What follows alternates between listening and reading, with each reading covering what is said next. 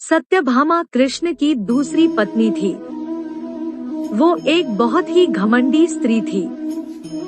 उसका ये मानना था कि वो सबसे सुंदर और सबसे अमीर स्त्री थी क्योंकि उसके पिता एक बहुत ही धनवान व्यक्ति थे।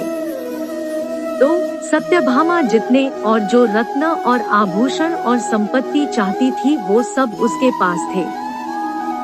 स्वाभाविक रूप से घमंड उसकी एक बड़ी समस्या थी।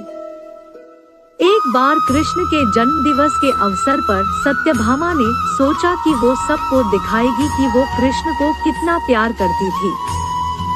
तो उसने तय किया कि वो कृष्ण के वजन जितना सोना शहर के लोगों में बांटेगी। इसे तुलाभार कहते हैं।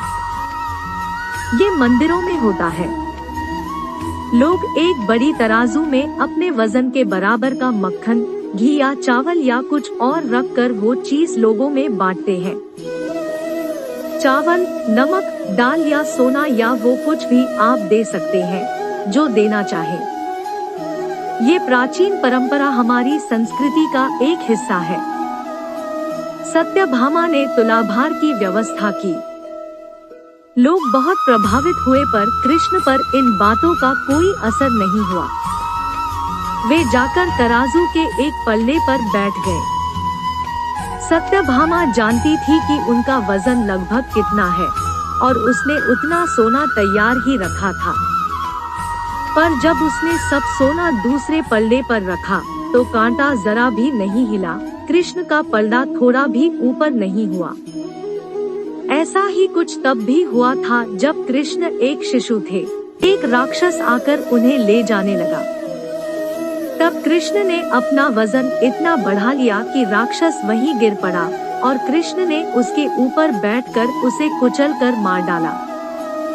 क्रिया योग में एक ऐसा तरीका है जिससे कोई योगी अपना वजन बढ़ा या घटा सकता है।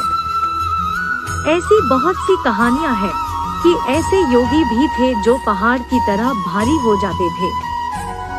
तो इस बार भी कृष्ण अपना वजन बढ़ाकर तराजू में बैठ गए। सत्यभामा ने उतना सोना दूसरे पल्ले पर रख दिया था जितना उसके हिसाब से कृष्ण के वजन के बराबर था, पर कुछ हुआ ही नहीं।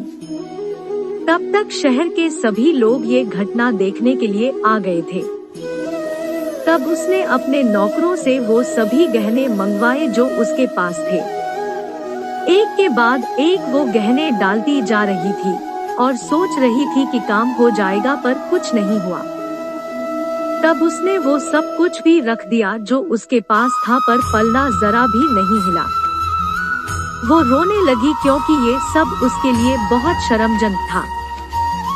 सारा शहर देख रहा था और उसके पास पर्याप्त सोना नहीं था। वो जो हमेशा अपनी संपत्ति के बारे में इतनी घमंडी थी, उसके पास पर्याप्त सोना नहीं था और उसे समझ में नहीं आ रहा था कि वो क्या करे।